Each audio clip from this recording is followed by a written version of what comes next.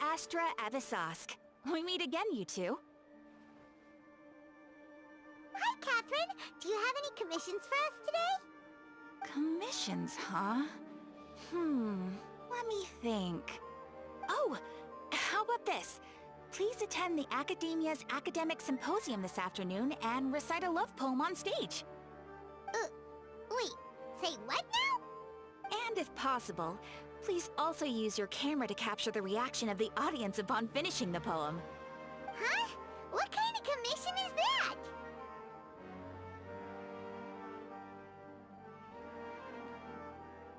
I see. It appears that you're not interested in this commission. In that case, please go to Port Ormos and convince the Eremites there to spend some time volunteering at the local orphanage. Hey, that's not any better.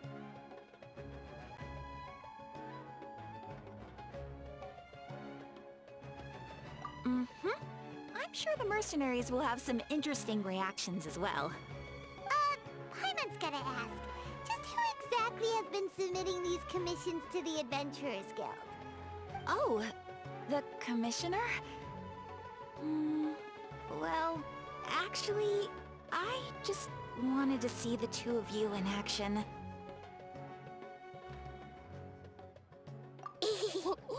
Was it so obvious? I was hoping you would actually take one of those commissions. That kind of chance to observe humans doesn't come by often. Ah, so it's Nahida. Paimon just knew Catherine wouldn't crack those kinds of jokes. When did you get into her head? From when she said, Ad Astra Abyssosque? So it's been you this whole time? Are you done resting up, Nahida? Yes. I've been sleeping ever since we parted ways, and I even had a really, really long dream.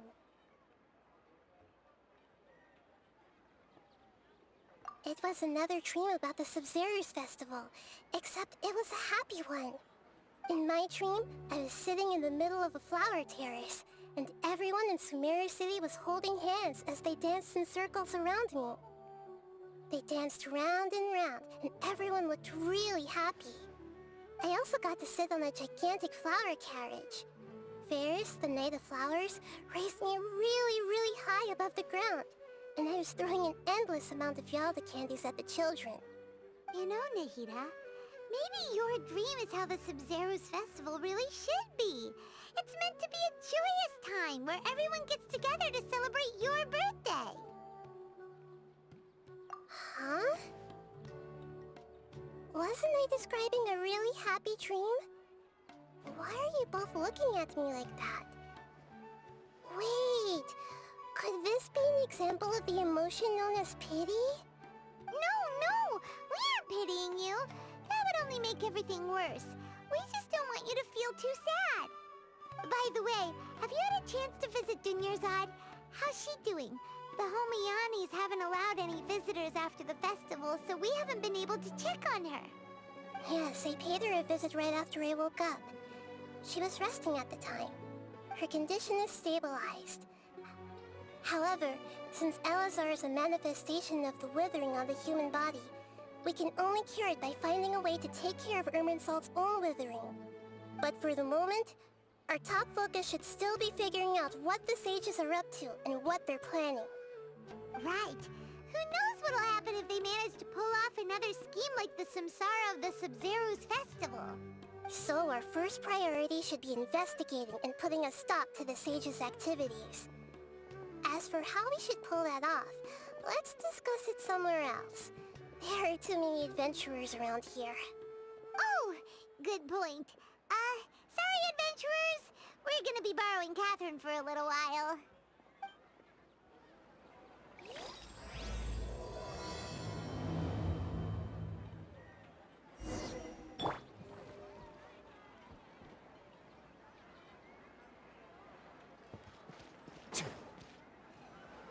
Let's continue our chat here.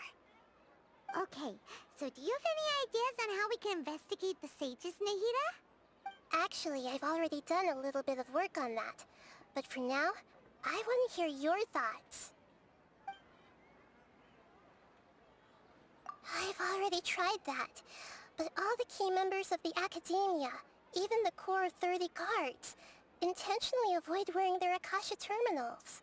It seems that from the very beginning, they've been guarding against info leaks from the Akasha.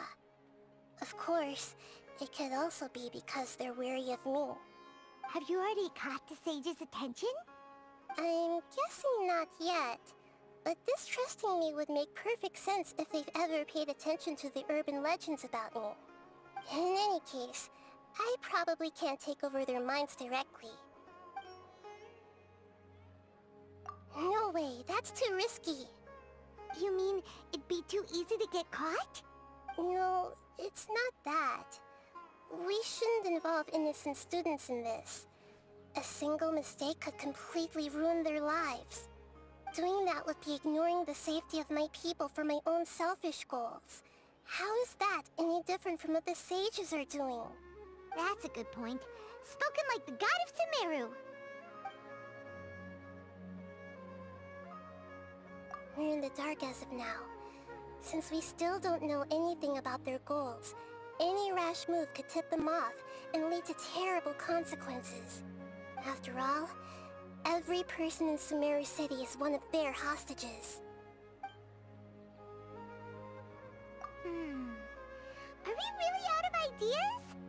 Nahida, you're super smart, so you already have something in mind, right? Don't keep us in suspense. Spill the beans already. According to a popular theory from the Vahumana Darshan of the Academia, rejecting impractical motions at the beginning of a planning session will give more weight to the actual proposal. Okay, but aren't you the god of wisdom? You don't have to use that kind of gimmick to make us take your ideas seriously. Well, I've been thinking that if I can't directly possess the leaders, and if I can't get ordinary people involved, then I should find someone who's already involved, but hasn't decided to side with the sages. You're saying we should recruit a spy? That does sound like it could work. Oh, before coming back, we met someone named Alhaitham. He seems like he acts alone, and he likes doing stuff behind the Academia's back. They probably aren't in cahoots. Actually, I already have someone in mind. Do you still remember that female scholar named Sataria? Sataria. Paimon remembers now. Isn't she the one who's always trailing behind the Grand Sage of the Academia? We ran into her basically every time the Sub-Zero's festival repeated itself. You could even say we're old enemies by now. Paimon still remembers the smug and mean way she always spoke to Nilou. I've always liked observing all kinds of people, and Sataria has always stood out from the crowd. She was born in the desert, and was hailed as their greatest genius. Her academic gifts allowed her special admission into the Academia, and also gave her the opportunity to serve as the sage's assistant. Oh, Paimon didn't know she was from the desert. She must be pretty special then. Paimon feels like most of the desert dwellers around the city are working as mercenaries. The name Sataria means star. When she lived in the desert, she shone like the brightest star in the night sky. Later on, she was chosen by the sun. The star was given a place in the daytime sky to complement the sun's dazzling light. Soon after, the star witnessed the sun scorching the earth, which brought forth many disasters. The star began to waver. Instead of staying beside such a sun, wouldn't it be better to return and light up part of the night sky? But in the end, she couldn't give up the radiance of daytime. To cope with her shame, the star buried her guilt and closed her eyes. From the sound of it, Sataria's just hung up on the research opportunities here. But she doesn't really support the Academia. She still feels guilty about not doing more for the desert, right? She's just running away from her problems. Indeed. When they are presented with complex moral issues, many people will simply plug their ears and go with the flow until the problem can't be fixed anymore. She's suppressing a lot of guilt, but before she realized it, She had already become the sage's accomplice. She can't deny her part in their schemes anymore. Right. We must somehow make her face her problems again. That way, not only can we get useful intel from her, but she can also use it as an opportunity to redeem herself. From my past observations, Setaria will take a day off from the academia every 10 days to do some shopping in the city. Tomorrow afternoon just happens to be a shopping day for her. That'll be our chance. To prepare, let's go check out some of her favorite spots, and have a quick chat with a few of the vendors there.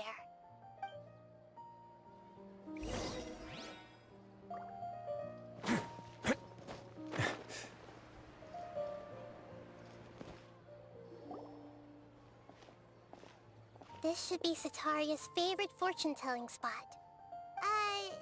So should we ask the fortune teller about Setaria?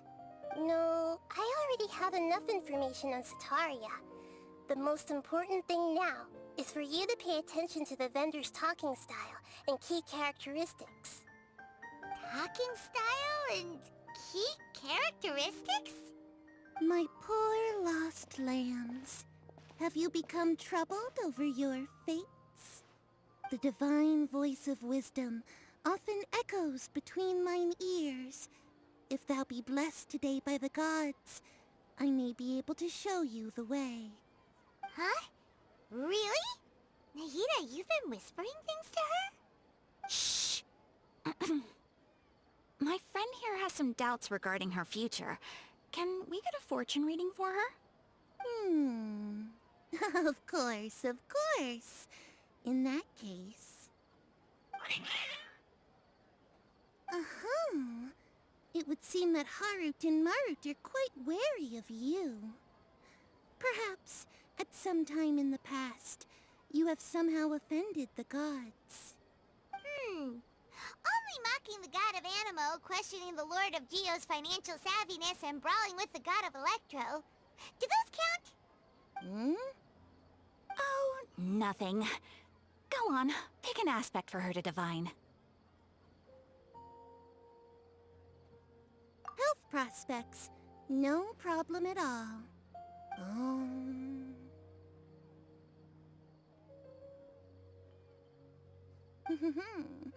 The gods have spoken. The truth shall be revealed. Your life shall continue on for many tens of thousands of years. Impossible. Harut, Marut, did you two spoil my divination? I've never read a fortune so absurd. Actually, Paimon thinks this is probably the most accurate fortune-telling you've ever done. I admit that the orientation of today's celestial matrix is, suboptimal. As such, there will be no charge. Is that so? Well, that can't be helped. If you were to bring some food offerings for Harut and Marut on your next visit, perhaps they could help you reverse the wheels of fate.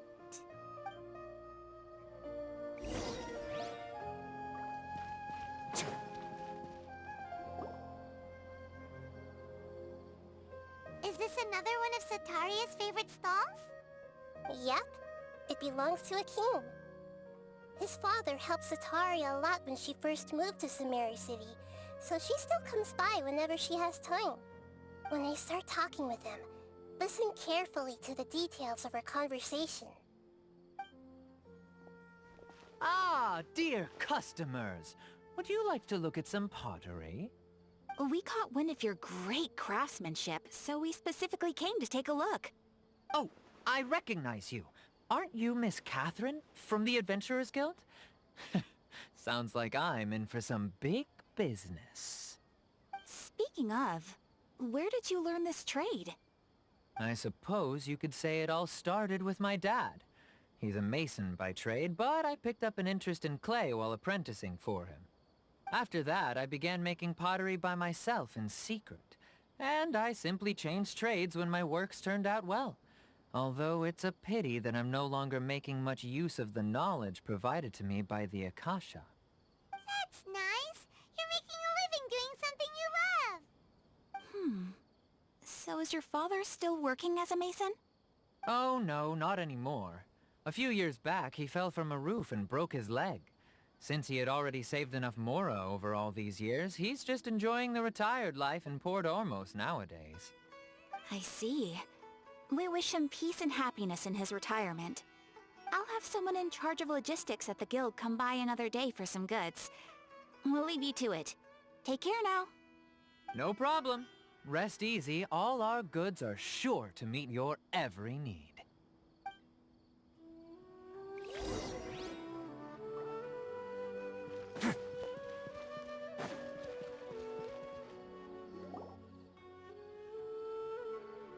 This should be our final stop. Sataria's always thinking of this restaurant when she's working at the academia, so she always comes by whenever she's out in the city. Nahida, you've really thought of everything! It's my duty to protect Samaria's citizens, after all. Hi there. I feel like I've seen you down by the docks before. Huh? Sorry, I don't quite remember. If I recall, you were having a discussion with someone about shipbuilding at the time. Ah, that's right! I've always been really interested in feats of marine engineering. After all, I grew up in Liyue Harbor and spent my entire childhood staring at the ships going in and out of the port. I came to Sumeru to study, but failed to make it into the academia due to my lack of talent. But I'm still discussing all kinds of problems with different scholars, and I'm continuing to study and perform research from the restaurant's basement. I'm sure I'll get into the academia after their next round of exams. What an admirable spirit for learning. Amazing. Sure, but you'll find hardworking people wherever you go. So this restaurant has a basement as well? Huh. First I've heard of it. That's right. It's not usually open to patrons. Most of the time, employees use it for breaks or to hold private events.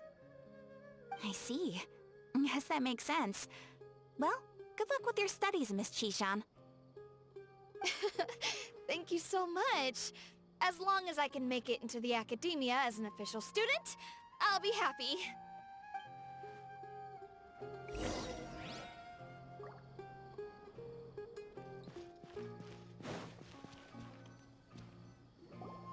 So, was that everybody? Mm-hmm. 3 familiar faces should be enough for Sataria. What's the point of all the information we've collected? Nahida, you still haven't told us how you're planning to make Sataria face her problems. Sataria is already used to avoiding her problems, so we must find a way to break through her usual sensibilities. I remember you mentioned that the Eremites in Port Ormos are all making a fuss about the upcoming resurrection of King Deshret. Although it's all just a boatload of nonsense, the fate of her homeland may turn out to be Sataria's soft spot. Oh, Paimon gets it now! You want to take advantage of the guilt Sataria feels about her homeland. Although she knows she should return home to help the people of the desert, all she's done is conspire with the sages. So how do we set that up? Well, King Deshret is long gone, and Sataria is also too smart to fall for any simple tricks. If we simply engaged her under the guise of King Deshret's believers, she would definitely be wary of us, and we may not get anywhere. But if we were to borrow some of her close acquaintances to talk with her, her reaction would probably be very different. So, you mean you're going to possess those people we just talked to? Yep. Possess them through the Akasha. Imply they've already converted to the faith of King Deshret, and then convey our made-up will of King Deshret. As long as everything goes smoothly, we'll get through to Sataria for sure. She'll never guess that we had anything to do with it. So that's how you're going to use all the info we collected on these people. It's so that you won't slip up and break form. Possessing them will only work if you can manage to pass off as them. Exactly. So, best of luck with impersonating them. Huh? Best of luck? But we don't know how to possess anyone. That's no problem at all. I'll just share all their senses with you once I've possessed them. As long as you're also wearing an Akasha terminal, the effect will basically be as if you've possessed them yourself. Huh. That is pretty convenient. But why does she have to do this? Can't you do it yourself? Although I've been observing humans for a while, I've never been good at imitating them. You're not wrong. It's always been painfully obvious whenever you try to pass as Catherine. If it was at all possible, I would have preferred to leave these people alone. But seeing how things are now, I probably should just accept it and push on. Yeah, don't beat yourself up over it. We're only doing this to help everyone, and we'll only be borrowing them for a little while anyway. Alright, then let's give it a go tomorrow afternoon.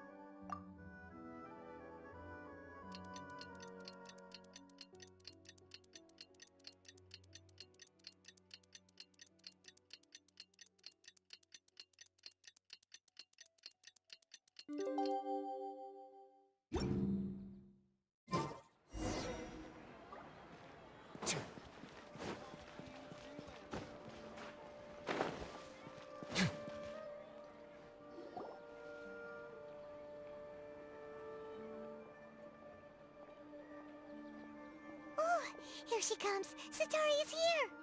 Let's quietly follow her. Once she starts talking to her acquaintances, we'll find a safe spot to begin possessing them. As for how we'll sway her to our side, I'll leave that to you. I trust you'll know what to say. Paimon's starting to feel kinda nervous. Okay, let's go. Looks like they've already started talking. Let's find a hiding spot and get started.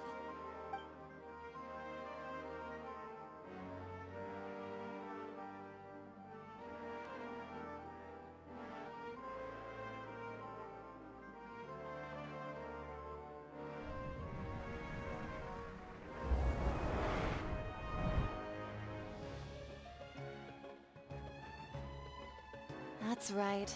You really can't force anything when it comes to love. And besides, everyone around me has a very different background and outlook. Are you still listening to me, Nabia? Oh, of course I'm listening. You were talking about troubles with your love life, right? I heard everything you said. Okay then. You just seemed a little distracted for a moment there. Strange. Your cats seem pretty worked up. Is something wrong? I always thought they were quiet, happy kitties. Oh, what are their names again? Are you sure? Those aren't ringing a bell for some reason.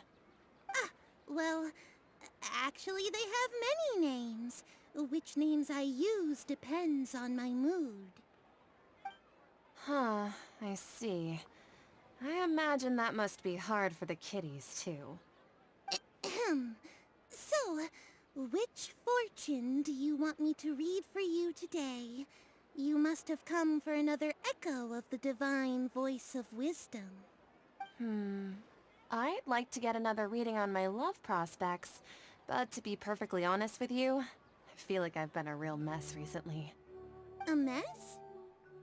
Well, could you do a reading on how long it'll take me to finish my current project at work? I really just want to get it over with. I hear you. No problem at all. The gods will reveal the truth.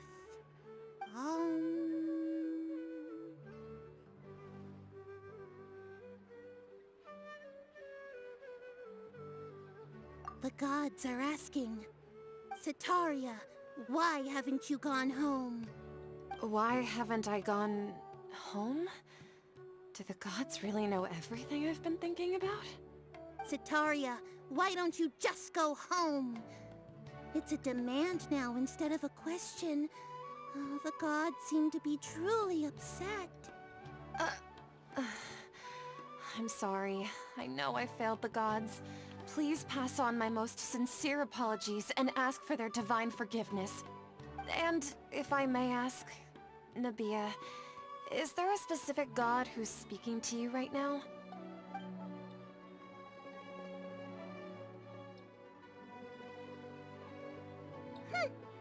What an inconsiderate and naive question. The god who is speaking to me is, of course, the wisest and mightiest of all, King Deshret. King Deshret? No wonder he would make such a demand of me. Wait a second. King Deshret passed away a long time ago. Even though news of King Deshret's resurrection has been spreading like wildfire, it's all just a misinformation campaign from the academia. How can King Deshret still exist in real life? What insolence! I am King Deshret's most loyal believer. Do you wish to refute his voice of wisdom? Oh, no. As a child of the desert, I am only reveling in his power upon learning that his divine glory has touched even this city. I will think very carefully about his demand of me. I'm sorry. I must go now. Wait!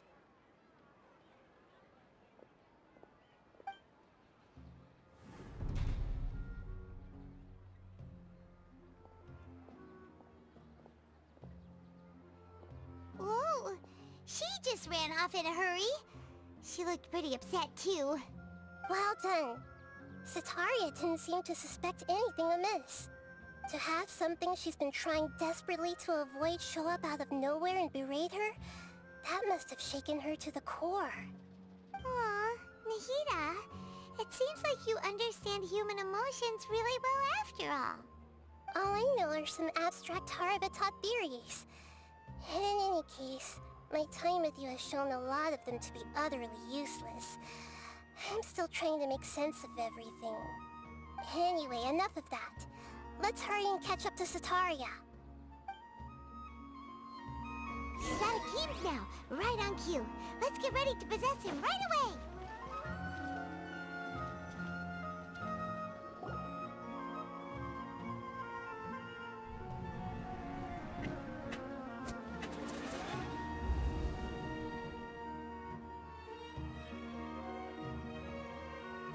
It's okay. I just got caught up in something. Oh, actually, didn't you ask me to help you look for work? What kind of work were you looking for again? Oh, right. Your old man's craft. How could I forget? Speaking of, how's he doing? Is he feeling any better? Huh? Wasn't he nursing a leg injury? If I recall correctly, his strong arms had always been his pride and joy.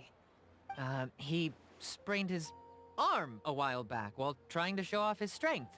I thought you'd heard. Actually, while we're talking about him, is he still living in Port Ormos? Yeah, he's been retired there for a while. If you could find the time, please write him a letter. Let him know that recently, faith in King Deshret has taken root in Port Ormos, and has begun to spread across Sumeru. He has a quick temper, and has always been a devout follower of the Dendro Archon. I don't want him to get into a fight with those King Deshret believers because of a difference in beliefs. Oh? So, who are you siding with in all of this? The Academia or King Deshret? I'm so jealous of you. You were born a child of the desert, yet you chose to betray King Deshret, and now you spend all your time with those crooks from the Academia. Akeem, you don't mean... you've also become a believer of King Deshret? What's so strange about becoming a believer of the wise King Deshret? In fact, aren't you the strange one? The one who still can't pick a side? Can't pick a side? Me? Whoa! Paimon had no idea you'd be so good at this! You really zeroed in on the issue and put it right in front of her. It might feel a bit overwhelming for Sataria. But once everything is over, I'll be sure to pay her a visit to her mind and explain everything. Anyway, let's keep going.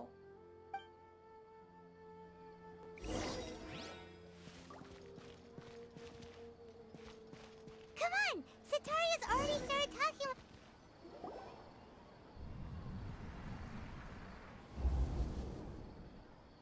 So, Shishan, have you noticed anything weird in the city lately? Like, as if someone was trying to preach to you about something?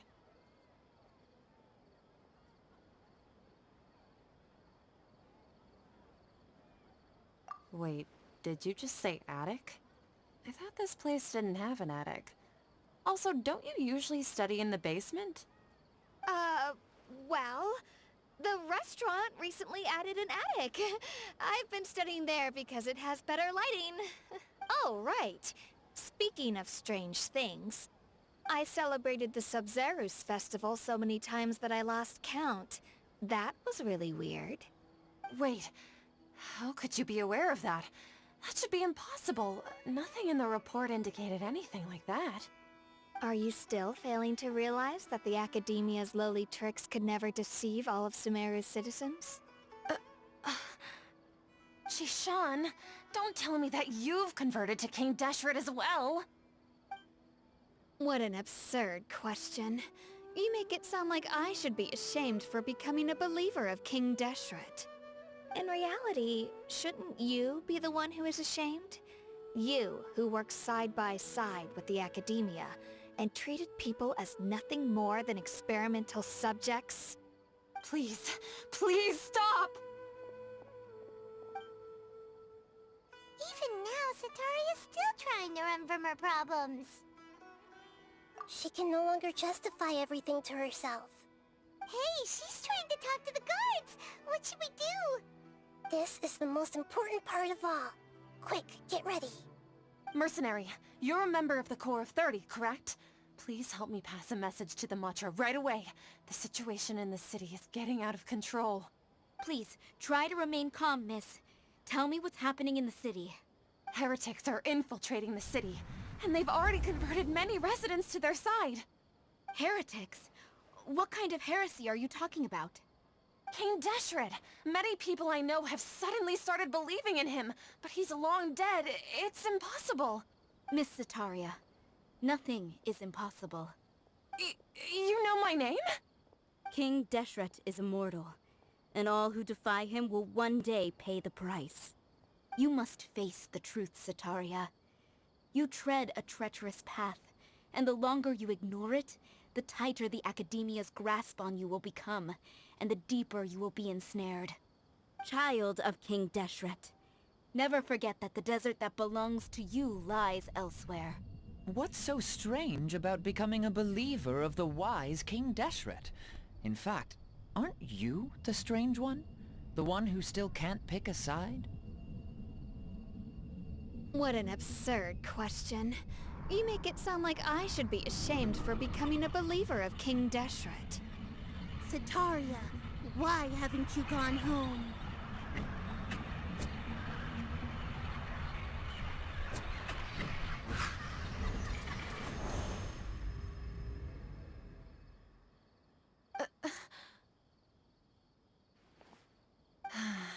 It seems that no matter where I run, I only keep finding more believers of King Deshret. I have to say, this is a familiar feeling. I've also been running from my guilt this whole time. Guilt over my part in the Sage's plans, and from ignoring the letters from the children of my homeland. But no matter how much I may try to ignore or get rid of it, my guilt always comes back. You won't necessarily lose your research opportunities by facing the truth. Besides, did you really want to conduct your research while carrying such heavy feelings of guilt? How do you know me so well? Are you truly just a believer of King Deshret? Or are you the god himself? That's not important.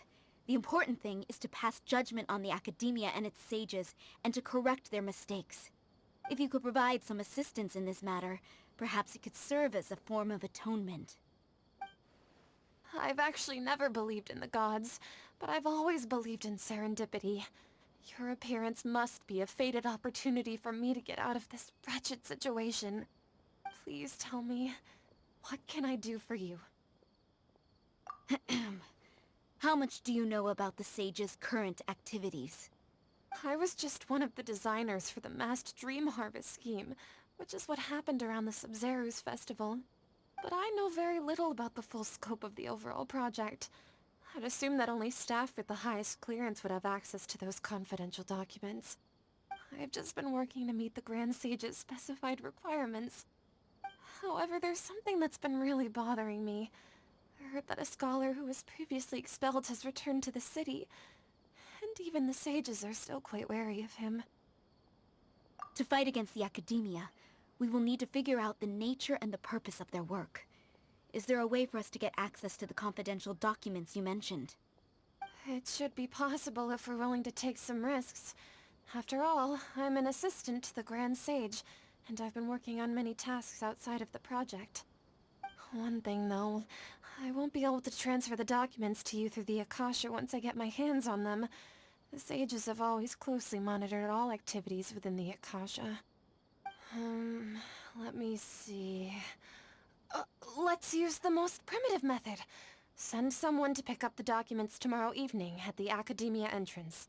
The Academia entrance. Wouldn't that be too conspicuous? Don't worry about that. I assure you, this won't be a trap. I'm only suggesting this location because it'll draw more scrutiny for me to leave the Academia again. It'll be safest for me to distract the guards long enough to hand you the documents. All right, I trust you. So, if I were to successfully complete this task, would it mean I've atoned for my wrongdoings? That'll depend on the judgment of the Dendro Archon. The Dendro Archon. That's right. Her people are the ones we have endangered. As the God of Wisdom, she's also the one responsible for judging and guiding the scholars. Maybe it's time for me to find a god to believe in. Just as Nahida predicted, we've managed to bring Sataria to our side! The Traveler's execution was ingenious. She's the one who deserves all the praise.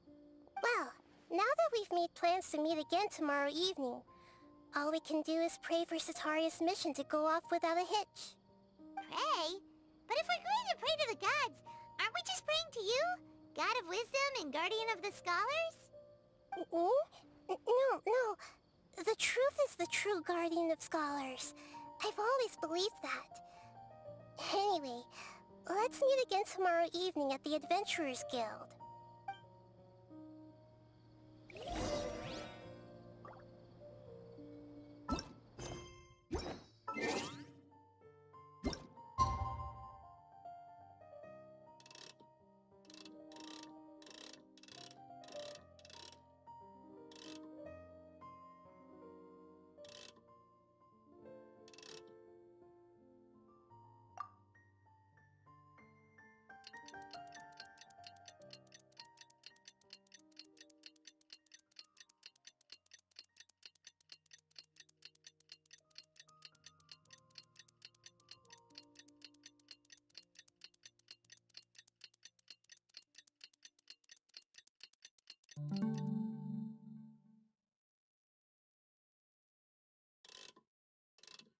Word of advice, don't break the law. Is there anything else? Yeah, seriously, don't break the law.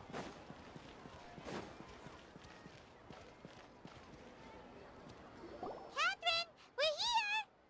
Oh, you are the other Catherine, right? That's right. I suppose I'm the other Catherine in your mind. Shh! We're on a secret mission tonight, so we need to protect Catherine's identity. Yep, Paimon's right. We cannot fully rule out the chance that the meetup tonight is just a trap. If something were to happen, my existence may be the only trump card we'll be able to play. After all, the academia should still be unable to confirm the existence of my consciousness in the outside world. Yep, exactly. Just what Paimon was thinking. Anyway, enough about that. Let's just make sure to be on our guard. Off? What do you feel is off? It's the middle of the night. Of course it's quiet. You're not getting paranoid, are you? No, I think she's right. It really is a lot quieter than usual. If you look around, there seems to be fewer people on the streets.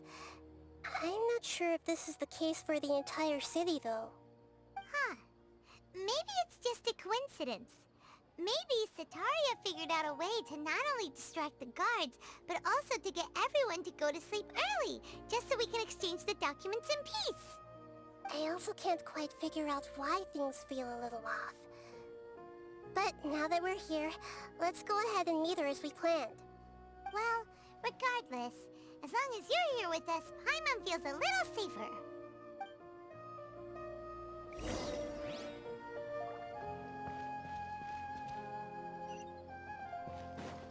Huh. There really aren't many people out right now. Let's hope it'll be this quiet in front of the academia, and that Setaria managed to distract all the guards.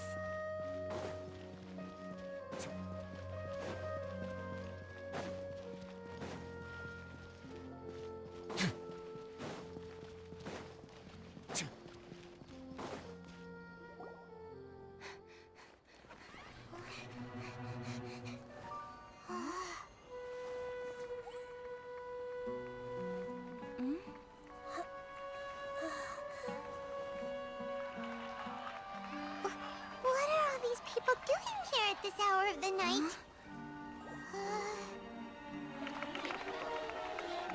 Ah, the triumphant hero returns at last. And to a rather spectacular welcome, even if I do say so myself. You're the outcast, expelled from the academia. Indeed I am.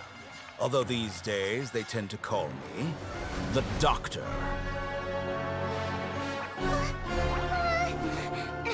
If you're looking for your researcher friend, she has already been taken into confinement.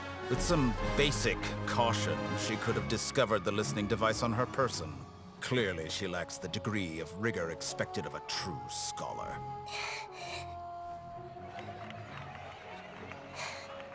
The people of Sumeru City. What have you done to them? I simply made some minor adjustments to their Akasha terminals. Now they can deposit information directly into the subconscious. As you can see, all these lovely people now believe this traveler is a hero who has just saved the world. My experiment is a success. And now it seems they can no longer hold back their sheer adoration. No, what should we do? These are all just regular people. Leave now. You need to get out of here. What? That guy's a Fatui Harbinger! We can't just leave you here! Nor can I abandon the people of Sumeru!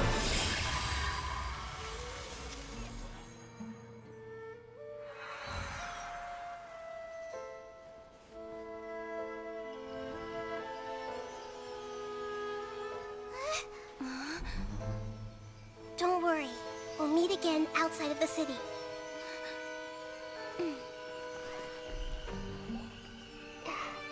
I see. You appear to have overridden their mental faculties with your own consciousness. To possess such a powerful mind, you must be the God of Wisdom.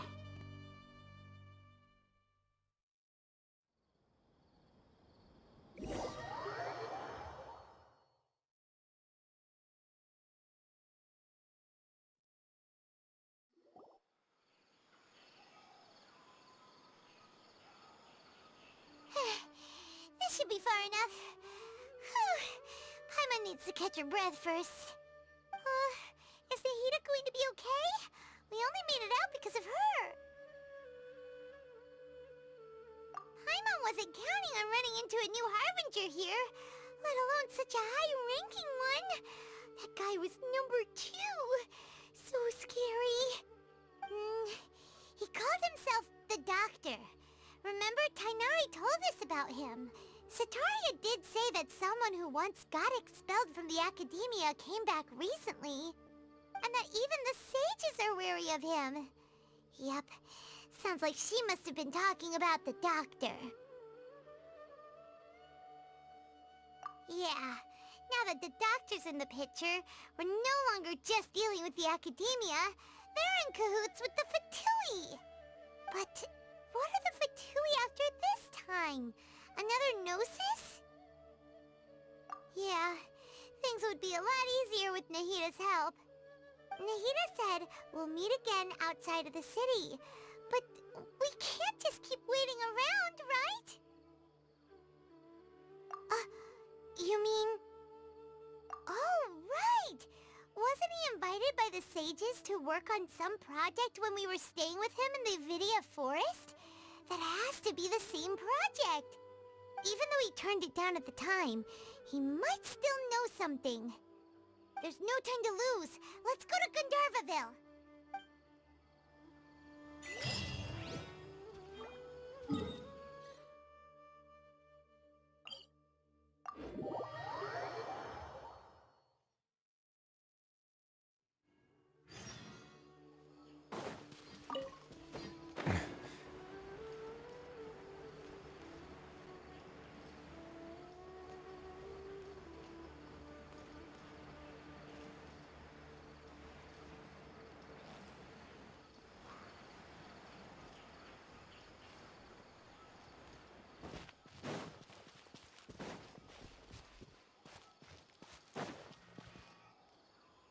Hold it right there.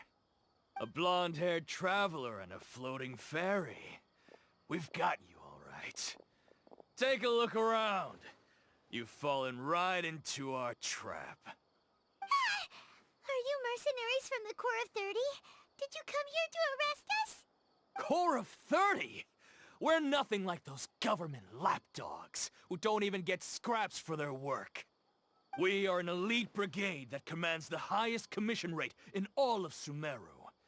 We're here on the orders of a client known only as the Outcast. The Outcast? An outcast from the Academia? But why wouldn't the Doctor just send the Fatui after us?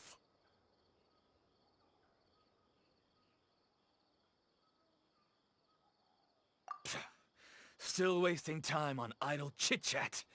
We'll shut you up soon enough. Get them! You're up, Traveler!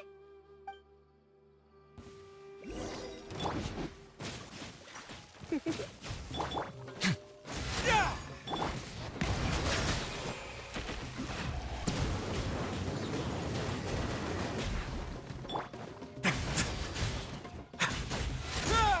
A moment, please.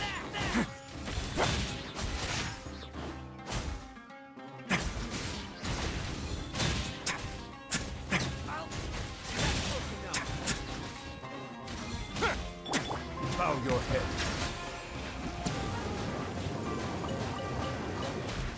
An oversight.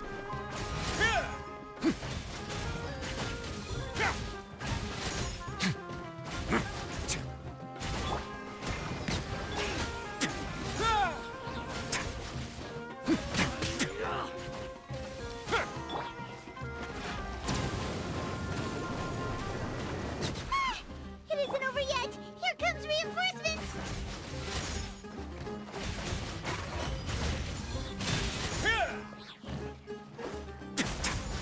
Have a safe trip.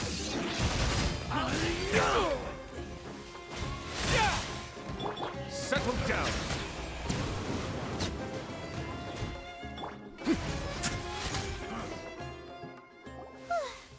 That was pretty rough.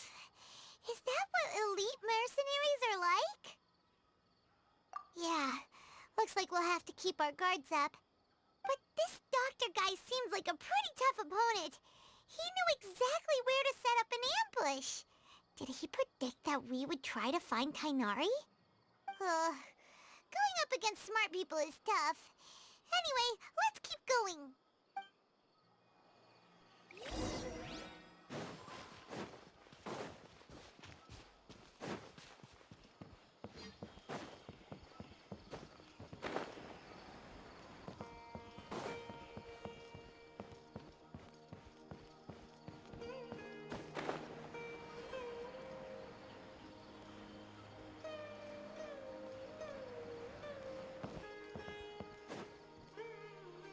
Oh, it's the Traveler and Paimon.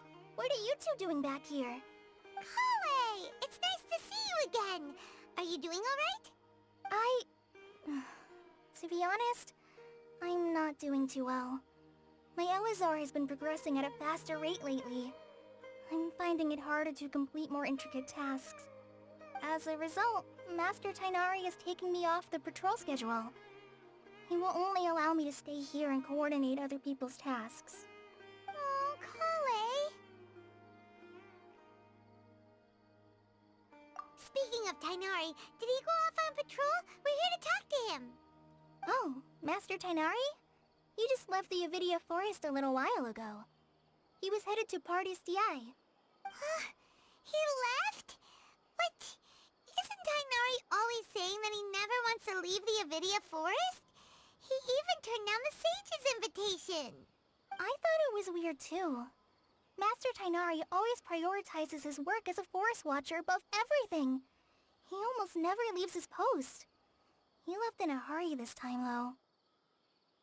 No, I only found out that he left through a message he left behind. He also made sure to delegate all his tasks using a schedule. To leave in such a hurry? I'd guess he had something urgent to take care of. Master Tainari originally studied in the Amorta Darshan of the Academia, and Partis DI is something like the Amorta's research base. Many rare shrubs and grasses have been planted there for research.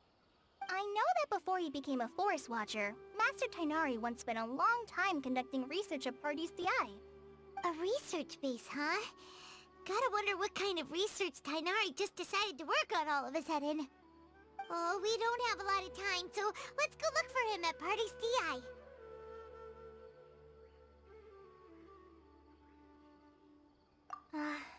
Don't worry. I'm fine. I'm used to living with Elazar by now.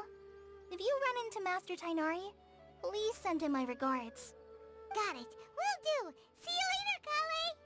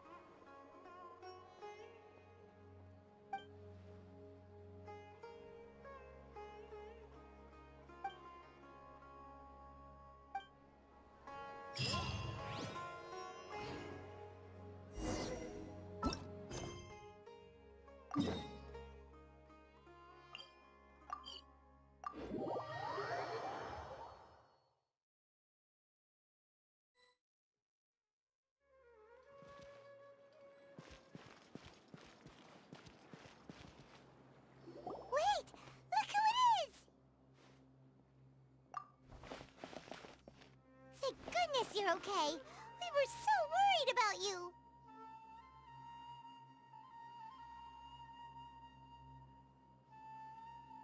Hey! This was supposed to be a touching reunion, but you're ruining the moment! Actually, it's very smart of the Traveler to be wary of me right now. After all, the doctor has shown that his technology can apparently even control human minds. Plus, it's not like you could have known what happened after we split up and I was facing the doctor by myself. Even a pool of stagnant water after a torrential storm can occasionally pass as a patch of sky. Paimon feels like only the real Nahida could come up with such an obscure analogy. Huh? But I wasn't trying to win your trust or anything. All I wanted was to clarify my point. Well, we understand that point now. Please, Nahida, tell us more about what happened. Are those poor people all right? When you left, I was still in the middle of restoring everyone's minds. Thankfully, when the doctor mentioned depositing information into the subconscious, he didn't mean engraving information into their minds. Instead, he did something closer to creating hallucinations. That was still within my power to fix. Luckily, I managed to finish my restorations and mind jump away from him just as he was about to capture me. What a relief. The doctor sure pulled out some hidden cards, but good thing we had Nahida with us. I wouldn't be relieved just yet. I gave away my true identity when I restored everyone's minds, which means we've lost another one of our trump cards. Also, the doctor is already an expert at modifying Akasha terminals. Maybe it's only a matter of time until he captures my consciousness inside the Akasha. Would that mean you'd no longer be able to jump between minds? Then, how do we stop him? He's still at the Academia, so it's possible he already started messing with the Akasha.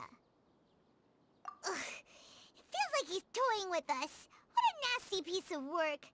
Plus, the doctor's combat ability alone is apparently enough to make him worthy of being number 2 of the Fatui. We shouldn't give up hope just yet. Let's try to find another way to attack this problem. Actually, Nahida, how did you know we were trying to get to Party's DI? Have you been waiting for us? Yes, I have. I can see the traveler's elemental energy, so I deduced your destination by looking at the direction you were moving in. You didn't come here for sightseeing, right? Did you find any leads? We're looking for a scholar we know. His name is Tainari, and the sages once tried to reach out to him. Why don't you come inside with us and see what we can find? Okay, let's just hope we won't get him into trouble.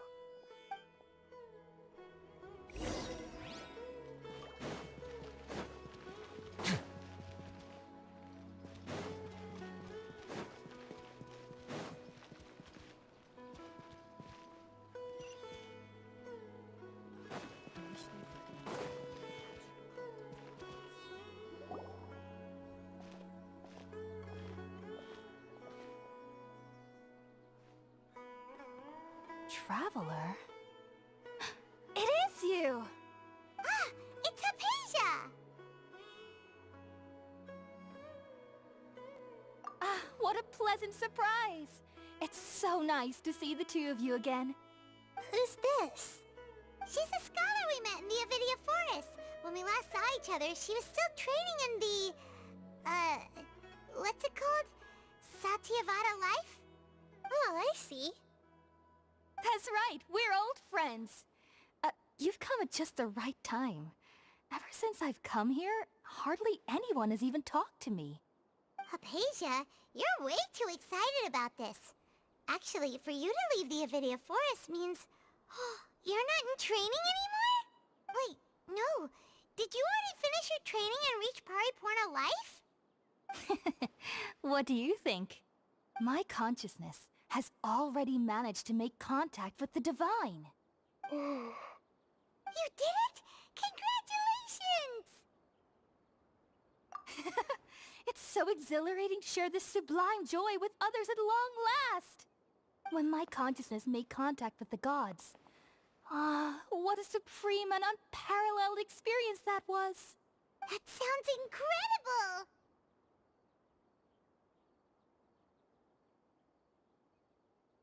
Oh, all right. Actually, please wait. I haven't forgotten my promise to you. Remember?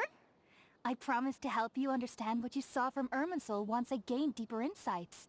My current self has not only gained true insight, but I can even help you establish a direct connection to the consciousness of the divine.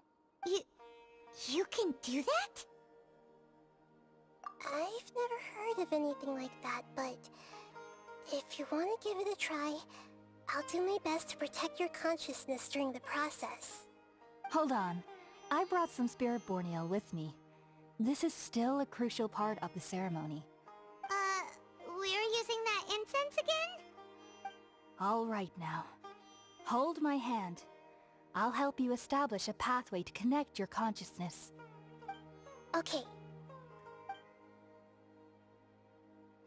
Ready?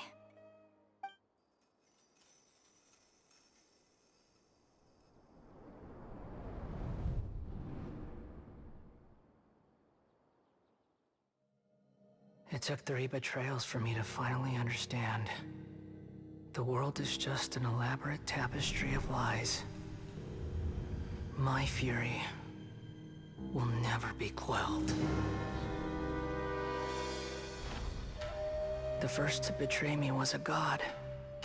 My creator. My mother. Valuing strength above all, she saw no worth in me and I was discarded. The second was a human. My family. My friend. Consumed by fear, he saw me as an abomination. The third was one exactly like me. A hope for the future. A fledgling barely out of the nest. Powerless before his mortality, he broke his promise to me. Humans, they can't be trusted. And the gods fill me with pure loathing. So I said good riddance. I denounced the world and laugh in its face. My chest will never again be defiled by worldly filth. I will scrub away every last trace of human emotion. Then it will be empty, a blank slate, and ready to receive a supreme gnosis, brimming with pure divinity.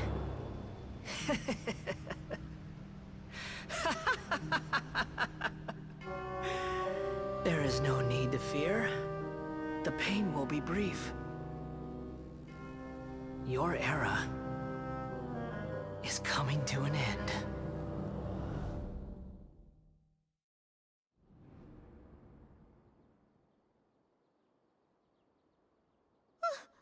What was that?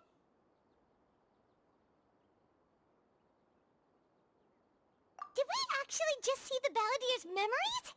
Everything matches what we know about him. But how is he connected to the divine consciousness that Hypatia was talking about? You saw it, right? You felt it, right? Such a majestic god! Such a noble will! Such sublime emotion! Alas, shame. If only that which beats within my chest wasn't a filthy mortal heart. Oh, great and merciful God! Please grant me forgiveness and salvation! Do you understand now? I'm afraid this is no Puripurna life, but rather... Ah! You! Why are you so mean to me? Why is everyone hiding from me? I found divine wisdom. Shouldn't I receive praise and honor? Haven't I uncovered that light in the darkness? Hypatia? That's how I always thought everything should be. Wait, have I already lost my mind?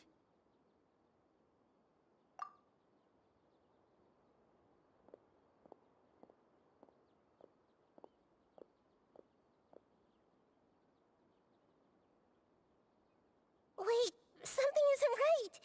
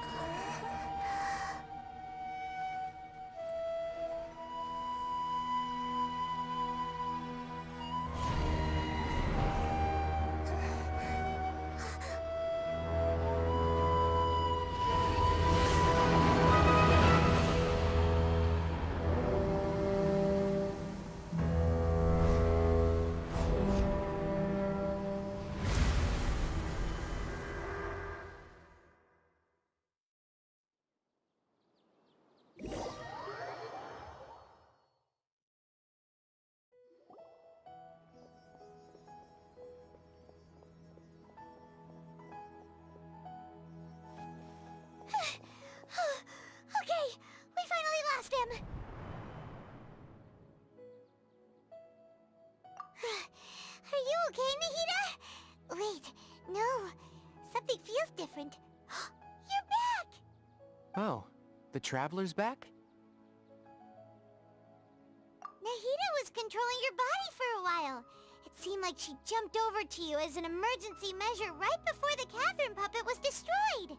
After that, Tainari heard the commotion and came over. He helped us defeat the mercenaries and then he ran with us all the way here.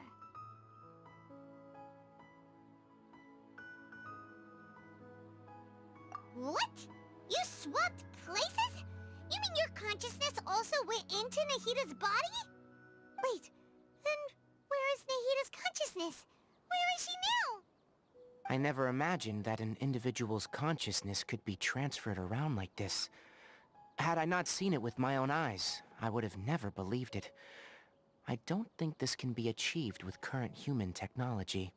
Also, while we were running, the consciousness in your body told me to pass on a message.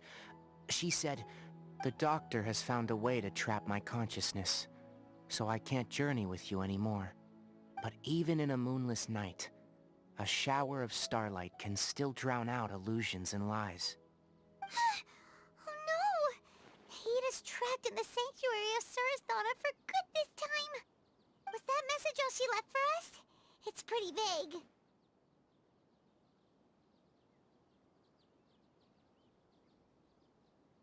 Oh, that makes sense. Since the doctor captured her, she won't be able to say anything without him knowing. She's being extra careful. Even in a moonless night, a shower of starlight can still drown out illusions and lies. Huh. Paimon knows the moon illusions and lies are from the alchemical divination at the Sub-Zero's festival. Didn't Nahida use a starlight analogy before? It had something to do with Sataria.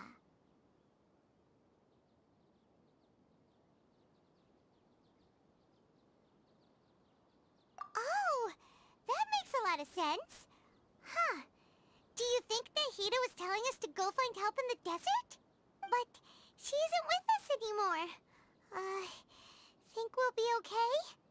Paimon, you said Sanctuary of Surasthana, correct? Does this mean that this Nahida you're talking about, the consciousness who was occupying the Traveler's body, is the Dendro Archon?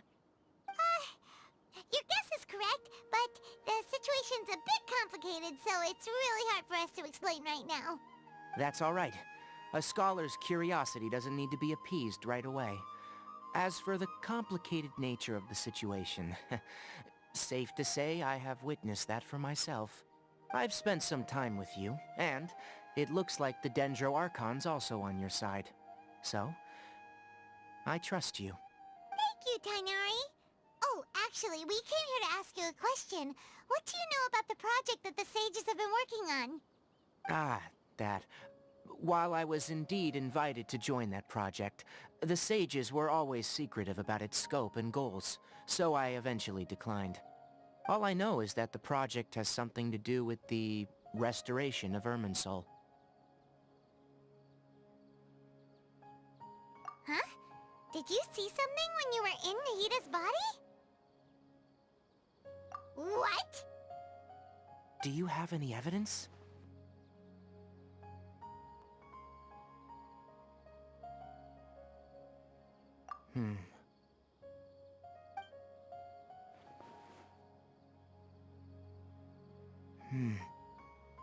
So that's what happened.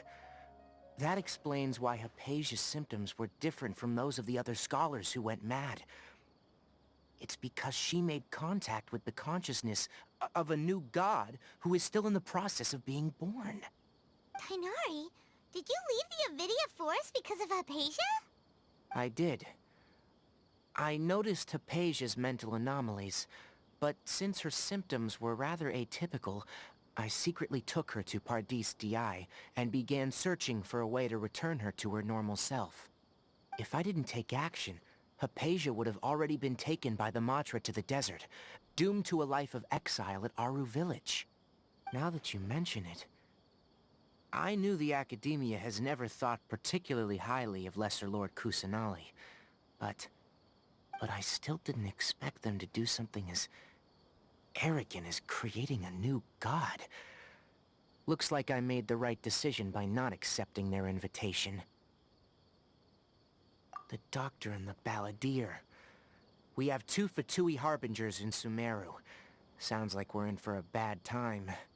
From your description, I don't think they've completed their project. There may still be room for us to intervene. But then, what is the connection between creating a new god and restoring Irminsul? Yeah, it feels like we're still nowhere close to figuring out the Sage's goals. Right, we've pretty much gone over everything we need to know, so we should head out. How about you, Tighnari? What are you going to do? I'll stay here for now. I still want to try a few more things to help Hypatia.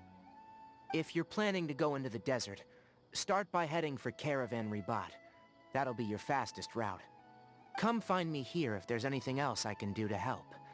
May the spirit of wisdom go with you. Thanks, Tighnari.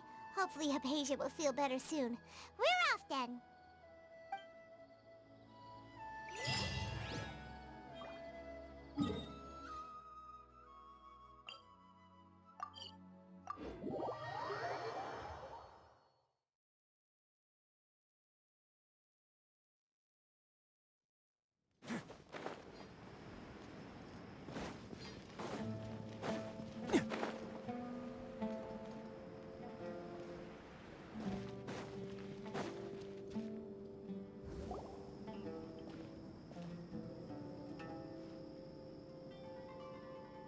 We finally made it to Caravan Ribat. It's pretty lively here. So, just past this wall is the desert, huh? Oh, wow. Paimon remembers hearing people call this the Wall of Samiel. It's made to block sandstorms from the outside. Oh, if it's this tall, it's gotta be the divine work of Greater Lord Rukkhadevata, right?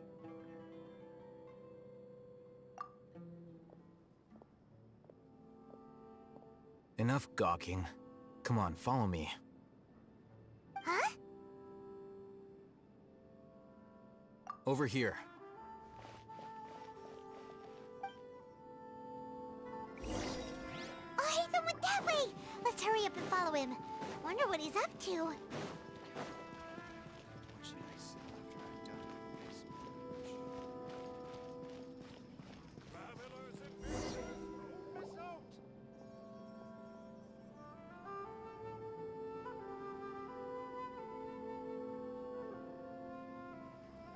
What the...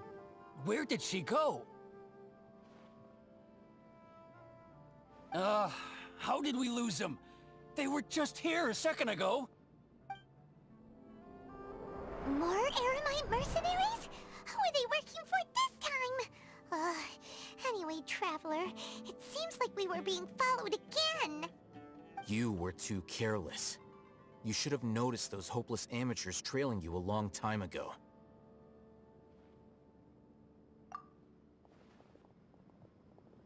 There's no need to thank me. I've never cared to keep track of personal favors. All I did was correct a mistake I happened to come across. It's a habit I developed at the Academia. You really gave Paimon a scare, Al-Haytham. We never thought we'd run into you here. Last time we met at Port Ormos, didn't you say you were going back to the Academia? Wait, don't tell Paimon that you're here to take us back on their orders! Oh, so you've already landed yourselves on the Academia's hit list. I can't say that I didn't expect it. However, had I wished to turn you over to the Academia, don't you think you'd already be the Eremites' honored guests by now? Oh, right. You do have a point. I have no interest in running errands for that project. As a scholar, I've always belonged to the camp that promotes researcher autonomy.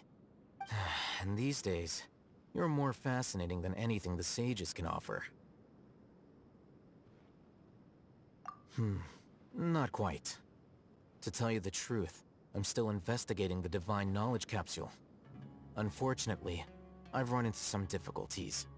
Everyone says the capsule originated in the desert and was eventually moved to Port Ormos. If I am to get to the bottom of this, I must understand how the capsule first came to be. Which brings me back to you, and why you're so interesting. The leader of Ain al-Ahmar used the Divine Knowledge Capsule right in front of you, and upon seeing him, your expression became perplexed, and you were lost in thought for quite some time. To have that kind of reaction, I think you must have realized something. Are you interested at all in sharing what you've been hiding from me? Al-Haytham, you really have a ridiculous eye for detail. What kind of person even notices or remembers stuff like that? So that's your answer. Well, I do work for the Academia after all. So considering that, it is indeed wise to keep your cards close to your chest. But that does prove you do have some undisclosed information about the Divine Knowledge Capsule. Am I right? No matter. Rather than simply learning the answers from you, I'd still prefer to investigate on my own. Speaking of, you two are also headed to the desert? That's right! We have the same plan as you! But we don't really have any concrete goals at the moment. Then I'd suggest starting with Aru Village. It's the largest settlement in the desert, so it'll probably have more resources and intel than anywhere else. Well, would you like to head there together? It's always better to travel with someone you know. Let's go!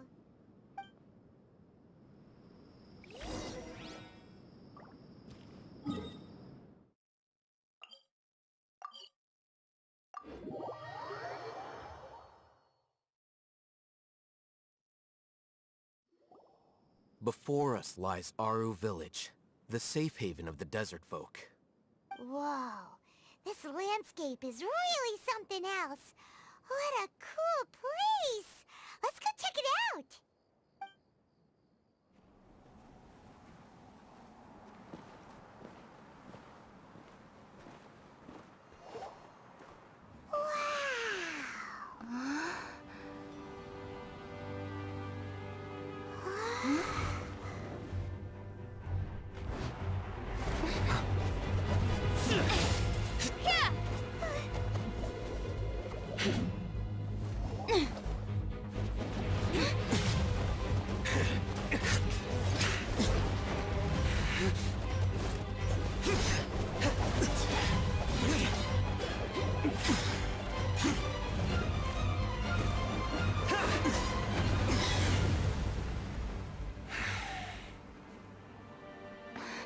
Sino.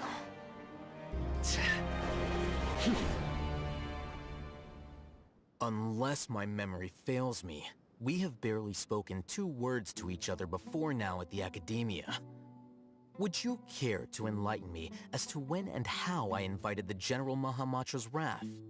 Al-Haytham, do not think you can escape my judgment just because you managed to escape my attack. Judgment? So that's how you'd characterize your actions here, is it? Or would elimination perhaps be a more accurate description? Had I used my full strength, not even this traveler would have been able to stop me. Though styled like an assassination, I sought only to ensure that my target would be unable to flee or resist. Standard practice for the Matra, as well you know. Seemed to me more like your own personal touch. Who is that, Al-Haytham? Did you call him General Mahamatra? Yes.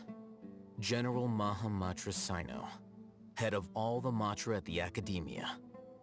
He's a formidable hunter, and the ultimate nightmare for any who have committed academic crimes. You seem to have placed a lot of trust in Al-Haytham, to the point of blocking an attack for him. If I were you, I'd never choose to side with him.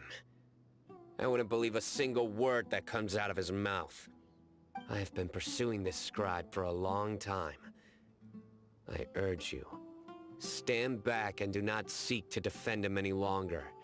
Otherwise, there will be consequences. Has Al-Haytham done something wrong? Hyman doesn't think he's as bad as you've made him out to be. I won't waste my breath explaining things. Al-Haytham, I saw it during our fight. Take it out. The Divine Knowledge Capsule you're hiding on your person. Unless you want me to retrieve it for myself. Very perceptive of you. Nothing escapes a Matra's senses.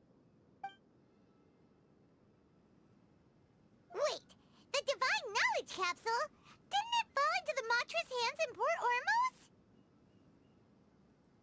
No wonder you speak with such confidence, Sino. But I must admit, I'm very curious.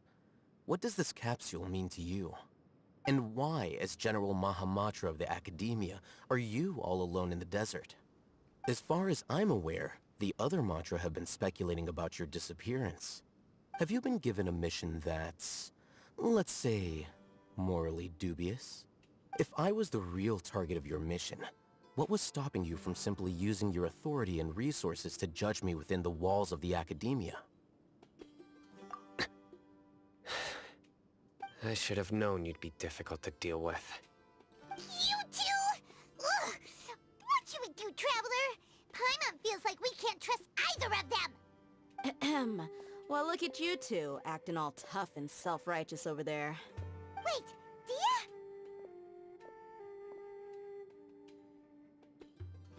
Great! Finally someone that we can trust! You gotta help us out here, otherwise these two are gonna start fighting again! Yeah, sure looks that way. Two giants from the Academia duking it out once and for all.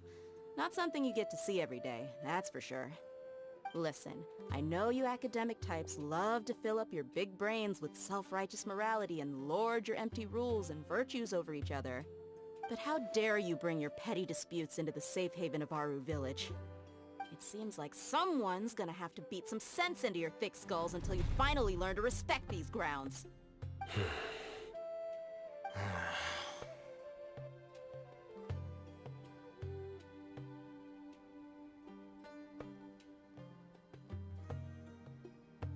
Hey, did either of you hear a word I just said?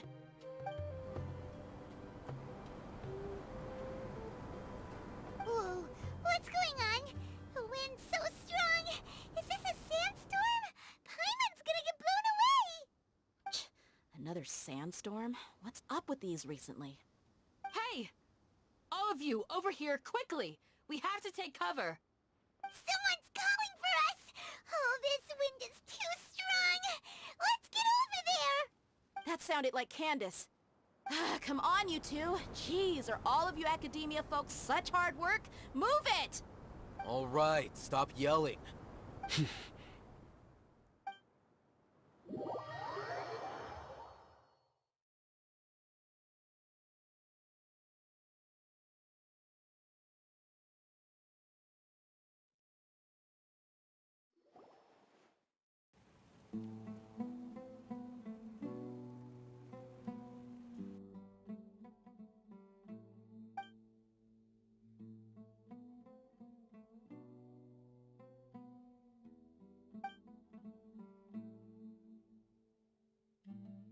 Well, this is pretty awkward. Hey, wanna play sardines with three people who wanna tear each other limb from limb?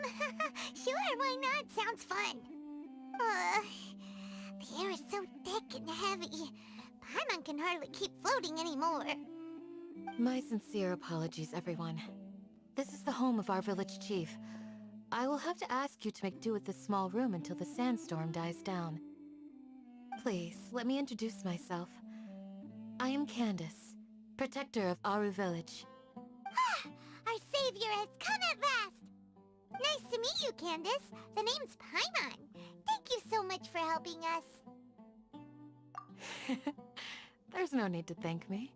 It's only right to help each other when the weather gets rough. Wow, she's so gentle and caring, like a nice older sister. Unlike those guys over there. All right. Now that we're all better acquainted, we should return to the topic at hand. As a guardian charged with the responsibility to protect my fellow villagers from harm, I was observing your conflict from afar, even before the sandstorm started. And now that you have set foot within our village itself, it is all the more my responsibility to make absolutely sure that you pose no threat whatsoever to us. So please, have an honest and sincere conversation with one another, and put your hostile feelings to rest. If anyone dares to start anything again while they are under this roof, I will not hesitate to send them out for some quality time with the creatures of the sandstorm. Oh, on second thought, Paimon may have misjudged Candace's character. And that goes for you too, Miss Dia. Do I make myself clear? All right, we got it, Candace. That's what I like to hear. So, which of you will begin? I was supposed to be a mediator, but I might have gotten a little too involved just now. Anyway, one of those two should probably start talking. Wait, that was you trying to be a mediator? I have nothing to hide, so there's no shame in explaining myself. While Al-Haytham wasn't wrong about the other Matra not knowing my whereabouts, it's not because I've been assigned a morally dubious mission. Rather, I've chosen to exile myself. Huh? Exile yourself? A little while ago, I discovered that there was data missing in the Academia's project planning and development files. What little they did report clearly did not match the project's actual progress. As General Mahamatra, I had the responsibility and authority to request an audit. However, to my surprise, the person responsible for the erroneous data was none other than Grand Sage Azar himself. I tried to investigate the issue myself before submitting a formal audit request, but I soon found that all leads and potential pieces of incriminating evidence were carefully concealed from me. I began to realize that they were cautious of me from the very beginning. Unsurprisingly, the Grand Sage rejected my audit request as soon as the submission reached his desk. He even said to me, "The power of the General Mahamatra is granted by the sages. You have no right to judge us." So they really are up to no good. I realized then that to the Grand Sage, the Matra are nothing more than tools for the sages to assert and maintain their control over knowledge. The vows that we took, the principles that we strive to uphold, they are meaningless to the academia of today. I believed it would be wise to flee the academia before the sages had a chance to take action against me. This way, they can no longer see nor predict my actions. I will never give up on this investigation. There's no need for someone else to give me power or authority. Once I find the truth, I will administer judgment by my own name. Sino seems to have the same goal as us. We're all investigating the sages. Plus, now that he's no longer the General Mahamatra, he somehow feels a lot less scary. Well, Sino, if that's your story, then why did you see Al-Haytham as a target? When I was investigating the matter in the academia, I overheard a conversation between Al-Haytham and a sage. The sages asked you to investigate a blonde-haired traveler. Do you dispute this, Al-Haytham? What? Like many parts of the project, this assignment was undocumented.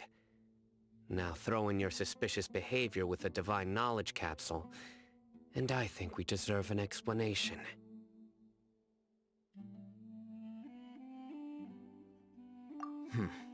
Yes. I was indeed tasked with investigating the Traveler. Al-Haytham! After all, the promised reward was so great that hardly any scholar could have refused. The sage told me, once you've completed this assignment, I can give you a glimpse of divine knowledge. A most enticing offer. Unfortunately, those academics don't know me at all. Their words contained one key piece of information, namely that divine knowledge indeed exists. That gave me all I needed to know. From my perspective, the sages are far from trustworthy. Think about it. Isn't it a little strange they're so willing to share divine knowledge with anyone, even as a reward? So, I began my own investigation following the lead of the divine knowledge capsule. In the end, I realized my wisdom in committing to this rather than collaborating with the sages. Had I been less guarded, I probably would have ended up like that Ain al-Ahmar mercenary, incapable of remaining sane for long enough to hold a conversation. You mean that the sages originally planned to dispose of you, using one of those capsules that drive people insane? I'd already given up on the assignment by then. I only told the Academia I was waiting in Port Ormos for you to appear so they wouldn't suspect anything. So it came as quite a surprise when I encountered my erstwhile target while investigating the Divine Knowledge Capsule. Criminals do love to talk about coincidences. Even though I ran into the Traveler by chance, I had no intention of providing assistance to the Academia. Also, you should remember, you were the ones who decided to follow me and strike up a conversation after I left that tavern. That's true. Al-Haytham helped us out at Caravan Rebat as well. Maybe he's telling the truth. I'm willing to apologize, if that's worth anything to you. I took the Divine Knowledge Capsule behind your back because I judged its existence to be a significant risk. I felt that it would be best for no one to interact with it before it had been properly studied. After all, curiosity often proves to be the most dangerous thing in this land. You should be well aware, Scribe Al-Haytham, that curiosity can also lead you to danger and suspicion. Answer me this. Did the sages share any information about their project with you? Have I not made myself clear? You and I are both distrusted by the Academia. Do you really think they would tell me anything? Fine. Although you haven't completely proven your innocence, I won't regard you as an enemy. For now. As you wish. Good. I'm glad to see you two clearing up your misunderstandings. And now you, Dia. I believe it's your turn. Oh, sorry. Whatever the boys were talking about must have been so boring that I spaced out. My situation is pretty straightforward. My employer, Dunyarzad of the Homayani family, is friends with the Traveler and is currently recovering from her illness at home. I had nothing going on, so I decided to return to Aru village for a visit. I was actually looking forward to a pretty exciting time getting back together with everyone here. But then I saw these two random guys in the middle of a pointless argument. It ticked me off, and things went downhill from there. Is that all? Well, I will admit that definitely sounds like your style. In that case, welcome back, Dia. That's more like it. I missed you all so much, Candace. Whoa! What was that sound? No need to worry. Now that you're no longer at each other's throats, please make yourselves at home. I'll take a quick trip outside to clear out some of those creatures in the sandstorm. Creatures? In the sandstorm? Are you sure you don't want some backup? Fighting in a sandstorm is not for the faint-hearted. Anyone without extensive training in these conditions is at a disadvantage.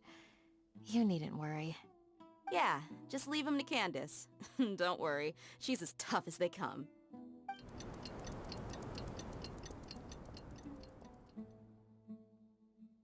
The wind's died down. That means the sandstorm's over, right? Candace still isn't back yet, though. Is she alright? Maybe we should go out and check on her. When you put it that way, even I'm starting to feel a little worried. Alright, let's go. We've been here long enough, and the boys are as chatty as the floor.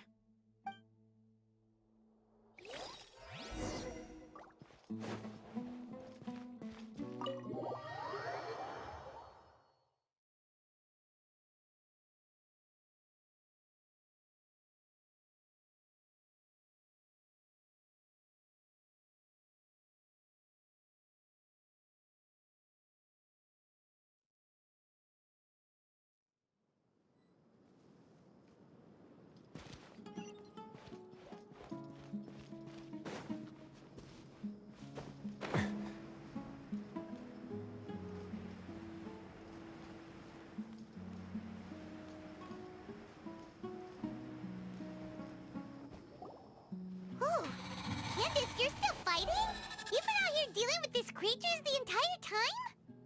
Yes. They just keep coming in waves. I've lost count of how many I've defeated. Before I realized it, even the sandstorm had stopped. Ah! Here comes another wave! Leave this round to us. I got interrupted earlier, but now I have something to take my anger out on. It's been quite a while since I've seen the Flame Main in action. I'll leave these to you then. I'll be sure to put on a good show. Let's go!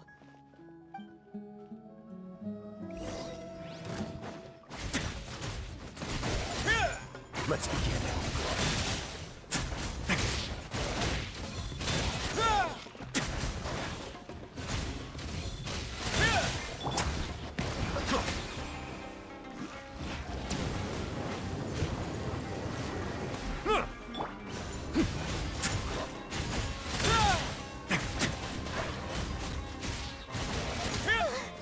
Here comes another wave! When are they ever gonna let up?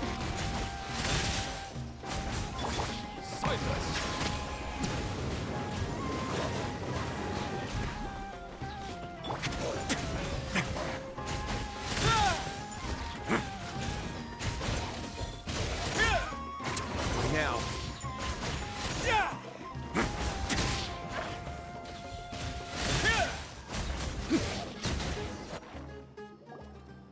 The creatures stopped appearing. Was that the last of them? What we fought just now was probably the aftermath of the sandstorm. So we should be safe for the time being. Well fought, everyone. No injuries, I hope. Huh? Who are you? Ah, my apologies. I haven't had a chance to greet you yet. I had my hands full taking care of the village's elderly and children. I am the chief of Aru Village. Everyone usually calls me Uncle Anpu. Sir, I am also originally from the desert, but I have not been back for some time now. May I ask if such sandstorms are common? I can't say they've always been common, but recently the storms have become increasingly severe and frequent. Besides sandstorms, we also occasionally get earthquakes. According to an investigator who stayed in the village a while ago, these unusual natural phenomena are related to the withering of Irminsul. Another effect of Irminsul's withering. So, Irminsul's withering causes withering zones in the forest, and sandstorms and earthquakes here in the desert? Everything in the natural world is inextricably connected to Irminsul. These regional symptoms can indeed be a reflection of Irminsul's present state. Everyone in Aru Village needs to take good care of themselves. Speaking of which, why haven't I seen a single village keeper since I got here? Village keeper? Who are they? Village guards like Candace? Does your curiosity know no bounds? Village Keeper is how Aru Village refers to mad scholars exiled here by the Academia. Most of them are scholars who lost their sanity after a period of training in the NVIDIA forest. The Academia believes that their crazed mutterings may have a negative effect on the psyches of other scholars. So, they're forcibly exiled to the desert.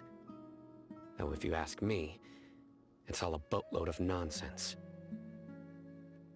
Alas, that's exactly what we've been trying to investigate. One by one, the village keepers have been mysteriously disappearing without a trace. But no one in the village has ever seen them leave. If you're planning to stay around the village for the next few days, I'd appreciate it if you could keep an eye out for them. I've had encounters with those people in the past. I'll see what I can do to help. The Matra are the ones responsible for their exile. Now that you're no longer with them, are you trying to alleviate your guilt and atone for your past sins? I'm fascinated by how you think. Mock me if you will, but if you are guilty, I will eliminate you, regardless of my position or identity. Oh, you're the former General Mahamatra. You must be an expert in these kinds of investigations. Thank you for your help. Is it because you're reminded of Hypatia? Oh, these poor scholars. First they lose their sanity, now this!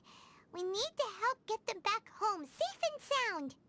But, is it really a good idea to tag along with Sino? You seem like you really don't trust him. I'll be grateful for the assistance. No doubt you will do a better job than some of my former subordinates. Let's start by finding a spot to share what we know so far.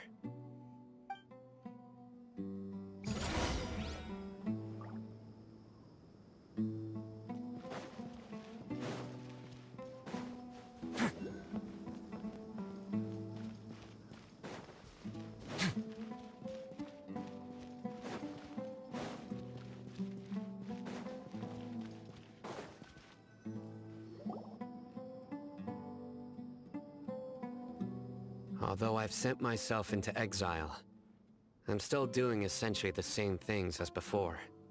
Do you still have any questions for me before we start our investigation?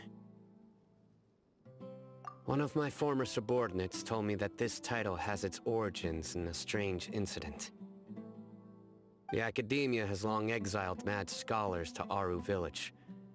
A mysterious phenomenon exists here. When mad scholars first arrive, they are as incoherent and deranged as before.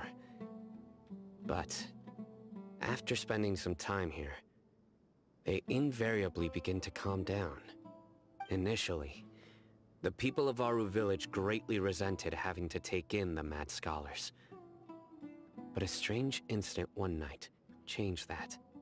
Aru Village was struck by the strongest earthquake in living memory. Seeing buildings on the verge of collapse all around him, the then chief of the village was preparing to take everyone to safety. Suddenly, he noticed a mad scholar crouching in a corner, caressing the ground with his hands. A soft, green light radiated from him, like a divine glow against the backdrop of night. Despite the powerful tremors that ripped through the ground that night, all the houses remained upright, almost as if they had grown roots reaching deep into the ground. In the end, not a single building collapsed, and no one was hurt. After that, the people of Aru Village treated the mad scholars with greater kindness, and began to refer to them as the village keepers. A soft green light? A mad scholar protecting Aru Village? What do you make of it, Traveler? Paimon thinks so too. Actually, Sino, do you know if any of the mad scholars continued to wear their Akasha terminals at Aru Village?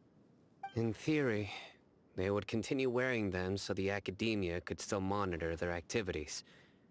With that said, the main Akasha system would no longer have any interaction with them. Oh, no wonder! Everything makes sense then! Add in the fact that they calmed down, it was probably Nahida who calmed them. If you are able to draw a conclusion from this one story alone, then it appears you possess much more information than I do. So, what do you make of the story?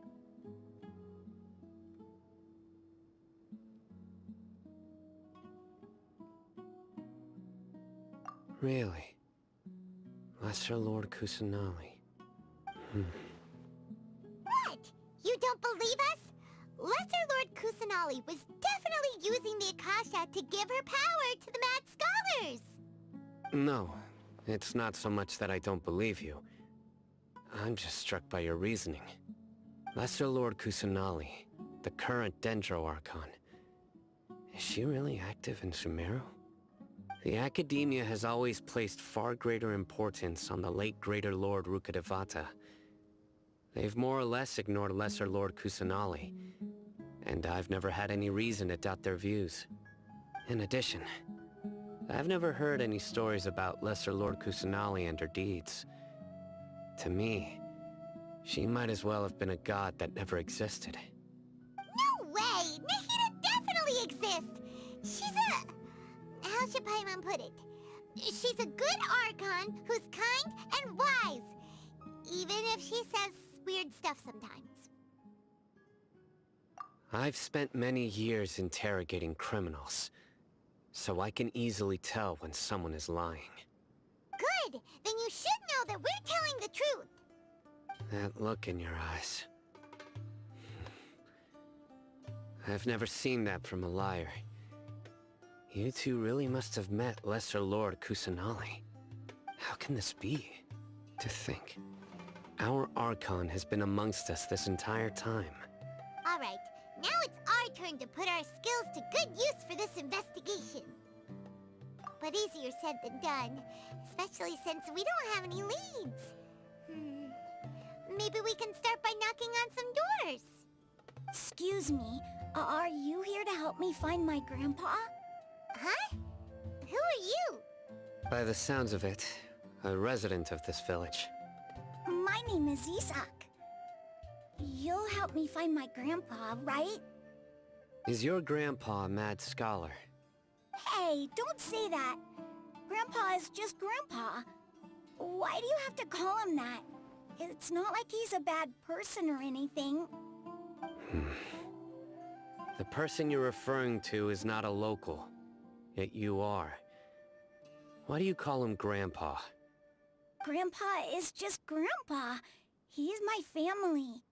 I heard everything you said to the village chief. Please, you gotta take me with you. I want to find my grandpa. I swear I'll help. I won't be a nuisance. Ah, so you're the one who was eavesdropping on us around the village chief's house. I was planning to go out and take care of whoever it was, but I had a vague feeling that they didn't harbor any ill intent. Whoa. Hatham wasn't kidding about Matra having sharp senses. Sino, he's just a kid. All he wants is to find his grandpa. Let's find a way to help him. Sorry. I was only listening in because I wanted to know where Grandpa went. Honest. If you don't believe me, you can ask Miss Candace. All right. But first, let's confirm the facts with Candace.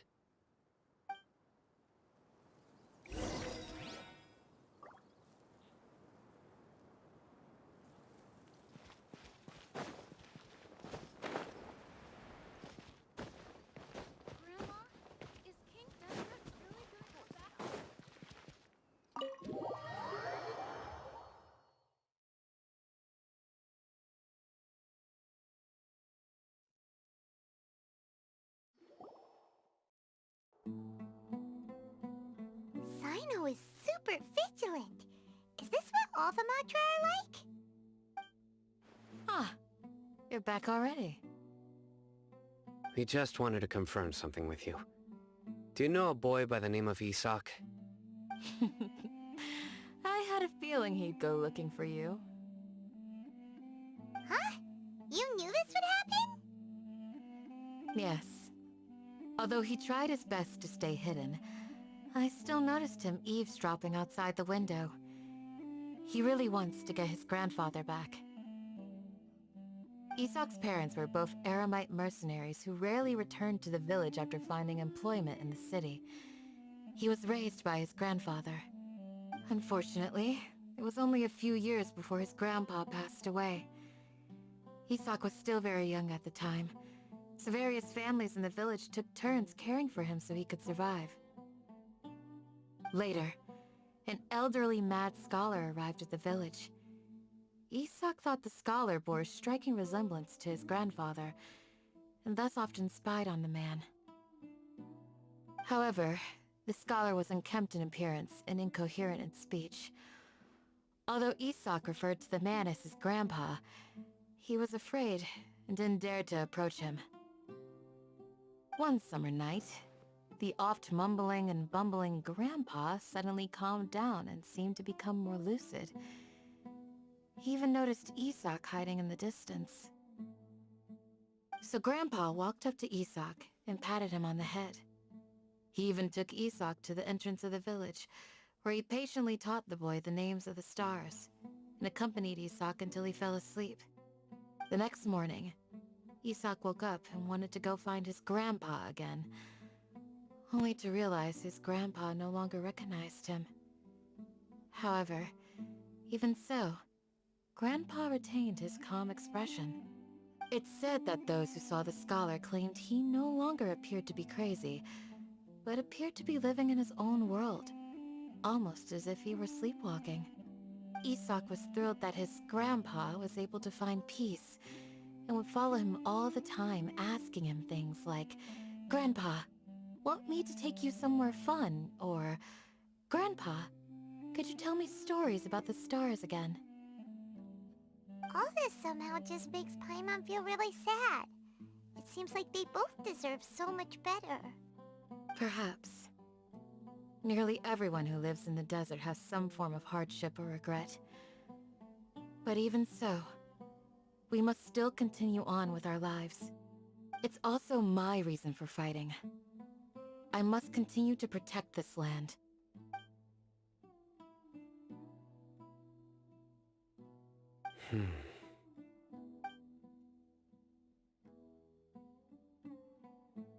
Maybe the people have always had a considerate god watching over them. Huh? What did you say, Sino? No, nothing. As long as Isak keeps his word and doesn't get in our way, we can take him along. Perhaps you are more compassionate than I gave you credit for.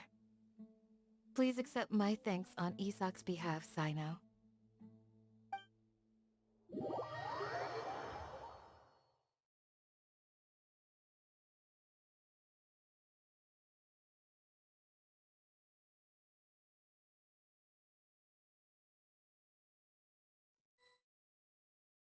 Hey, Isak!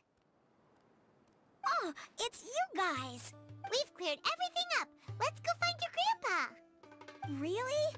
Wow! Thank you so much! Yeah! Alright. Let's ask the local residents some questions first.